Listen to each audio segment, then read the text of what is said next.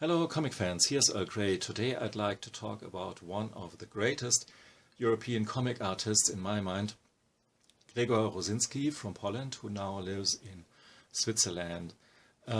He drew the Thorgal albums from 1 to 36. That's over here. Recently there was published a new thorgal without Rosinski, drawn by Jan. I had a bit of a hard time getting through the story here.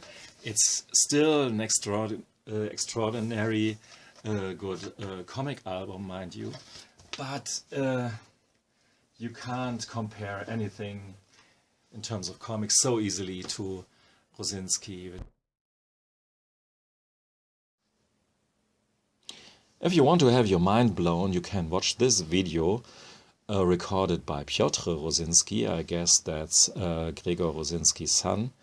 It documents the working process from a drawing to a finished painting, but clearly thorgal related, as you will see.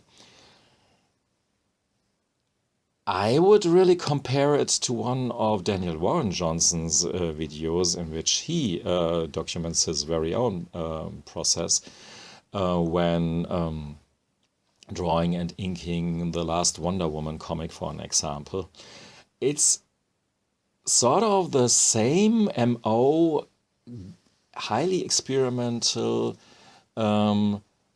figuring out the way you do while you're doing it, a bit chaotic, very expressive, but with a clear, distinct vision, which you will see in the end, which is for me the proof that there is obviously some kind of structure underlying. They know what they're doing. Daniel Warren Johnson and Grzegorz Rosinski as well. Even though, of course, the finished product, the panels from Johnson and Rosinski are very different from each other.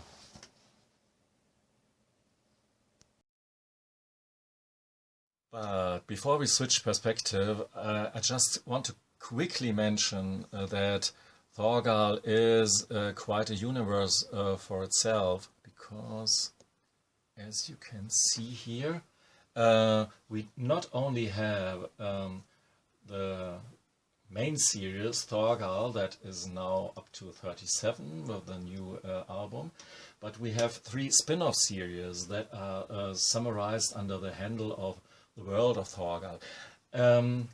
I don't know if these are available in English. The Thorgal ones sooner or later seem to come out by NBM or so, or Cinebooks. But there are some others here, drawn by other people, written by other creators. They're pretty good series in their own right. The daughter of Thorgal, Lupine. And last but not least, Christe Wallnor.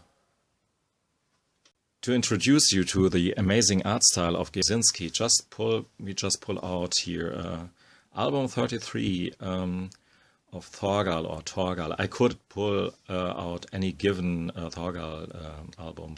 He was a very fully formed artist right from the start when he entered the Franco-Belgian comic scene with thorgal. But look at the amazing stuff here. I mean, often it's said that a comic is painted, but he turns each and every album of thorgal into some freaking art exhibition, in my mind. And it takes literally this amount of time to absorb, for me at least, the beauty of these panels. Like I show you this one here. Hooray for the European album size, I would say.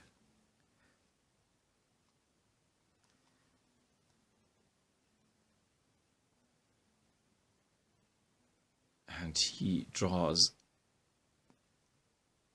people very well, emotions, as he does with monsters or sceneries, up to the last corner of the room filled with eye candy. And again, it's just a small part of this pretty page here. Colors play a big role, and it's pretty obvious that in later issues or later albums, these are the colors Rosinski painted. In earlier albums, it's more or less that he said which color has to be used. And right now I really have a hard time in picking one of these panels on this double page here to show you a bit bigger. Let me just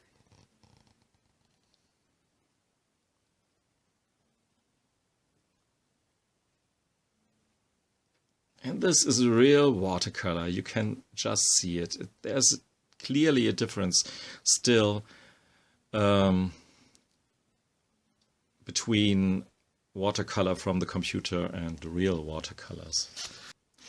Thorgal is a lot of things. It's a Viking saga, of course. It takes place in these medieval times where the Vikings roamed. It has a lot of mythology from the Vikings, northern mythology in it. So there are some appearances of the gods in person. It's a sci-fi story and a family saga, of course, about our main hero Thorgal, his wife and his kids. On the bottom line, as to Thorgal, you really should hunt down one of these English translations of the series. And don't worry if you just get several albums here and there along the timeline. You will get a lot out of it, and yeah, it's really a good chunk of storytelling usually, and the best, some of the best stuff European comics have to offer. And therefore I treated myself a bit here some year ago or so with this collected edition of Thorgal. This is volume 2. I don't have to really have to get all of them, of course, because my French is not really good and these are in French. But they contain, they have Thorgal in black and white. And so usually when I read Thorgal with these books, I put them side by side with my German colored ones, or just flip through these black and white drawings here. I mean, if you're able to read French, this is really a possibility. Because even though Thorgal with color is very beautiful, these drawings are very beautiful without color as well. After the first year of Thorgal, the writer Jean Van Ham was busy with TV and he wrote scripts for movies and stuff. So something had to happen to keep our artist occupied. André-Paul Duchâteau, then editor-in-chief of the weekly magazine Tintin, he stepped in and wrote him a script for Hans, a science fiction series that was reproduced in Tintin. And I really find it pretty fascinating when I think that Tintin obviously was a magazine aimed at kids, because it has some Barbarella vibes, of course, here. And of course, it's great stuff for teens. I would have been very happy as a 13, 14-year-old with this kind of art. It's a great story, but Rosinski had some problems with the Tintin editorial, and to no surprise, I think that his stuff has to be a bit tamed down and made more accessible for kids. think this is really super accessible and beautiful. And please don't shout out, "This looks Möbius" to me. Because I would really doubt that Georg Rosinski was that familiar with Möbius.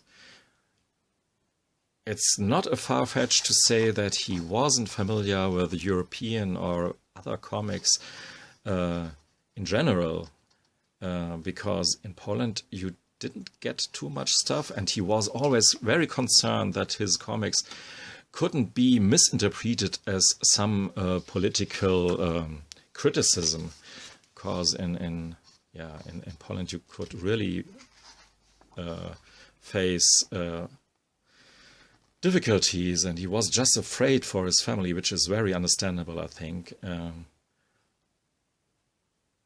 So this is a reason why his stories play in some fantastic realm of the Vikings or in the future here. And Hans is in general a really nice science fiction story, and a love story between Orchidea or Orchid and our title hero. You see that Rosinski's art style in the beginning looks a bit different, more pop artsy in the way, but not less compelling, I feel. It was never clear though how long Hans could go on the story here. So the story suffered a bit under these uncertain working conditions, because it was always clear when John Van Hamme comes back from his TV projects and so on, he will write the next Thorgal album, and Hans has to be ended in which way ever. So there was never a big master plan for Hans, it seems. But maybe that's because André Paul Duchateau wasn't as able to write big, long story narratives as it is the specialty of John Van Hamme. John Van Hamme is just great, and as he proved again together with Rosinski in the big power of the little schninkel, which is a new take of the New Testament in a fairy tale, on a fairy tale planet. And of course you get right there the 2001 Space Odyssey vibes here, and he's some sort of Jesus figure. It took me long time to accept that this kind of story could be something for me, because I don't know, I'm really not a fantasy guy, and all these trolls and little hairy gnomes and so on are usually not my type of story. But this stuff here, this is a three-parter, all in all around 170 pages. It's just great. It is a take on the Bible and the story of Jesus. Maybe if you're a bit sensible in these kind of things, it's not for you, even though I think for the most part it's not a mocking or satire on religion, but showing the story in a very twisted way with different characters. Fun characters. It's a fun story, it's a tragic story, it's a love story, and I really can see why a lot of comic fans over here say that this comic here is their favorite comic ever. I wouldn't go as far as that, because, yeah, as I said, it's fantasy stories with these elfian guys and girls are not that much of a cup of tea for me, but it's a great book nevertheless, and a fantastic read, and not just another argument for me that Georg Rosinski is one of the best European artists, but that Jean Van Ham is one of the best writers in Europe, at least. So, what else we have here? There's this Western book that I've shown you already in my Best of 2020 European comics list. In comparison to, I would say, maybe skip that at first and go if you have read all the rest of them, because the story is good, it's a bit short, and it lacks the color, which is just, for me, a great and important ingredient. The comics that I've read most recently are these two albums. It's a content story in two albums called Skarbek, written by Yves Saint, about a Polish nobleman who is an artist as well. And the story here is, that's no spoiler really, about revenge.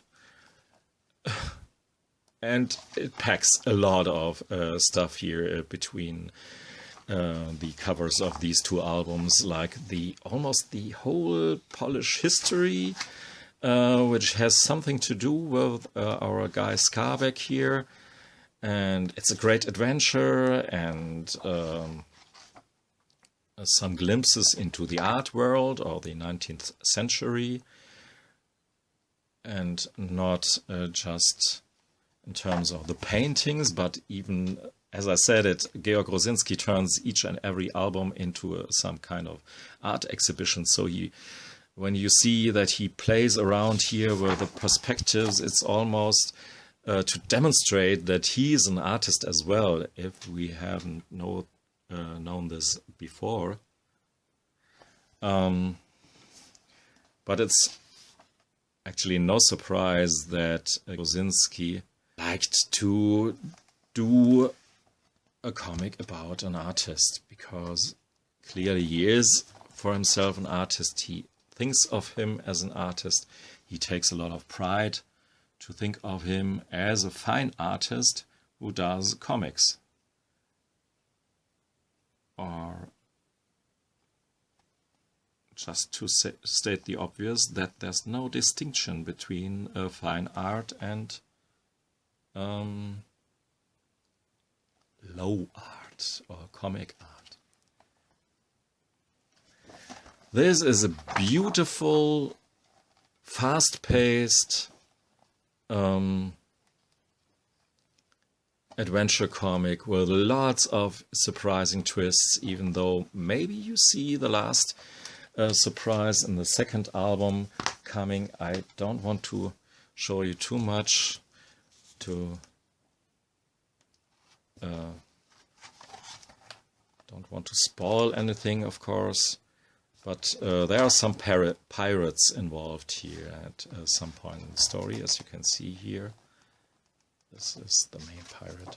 So, yeah, highly recommended, because I really think that these comics flew a bit under the radar. They were published in Germany by Schreiber und Leser, one of the fine but a bit small comic publishers. So it can happen that they publish stuff that you don't see anywhere. So I hope, and I really hope, that this will be translated in the future in not only in English, into English. It's I'm pretty sure that it's available in French and Polish. Would be a crime if Rosinski wouldn't be translated into Polish. Thank you for listening and watching. Goodbye.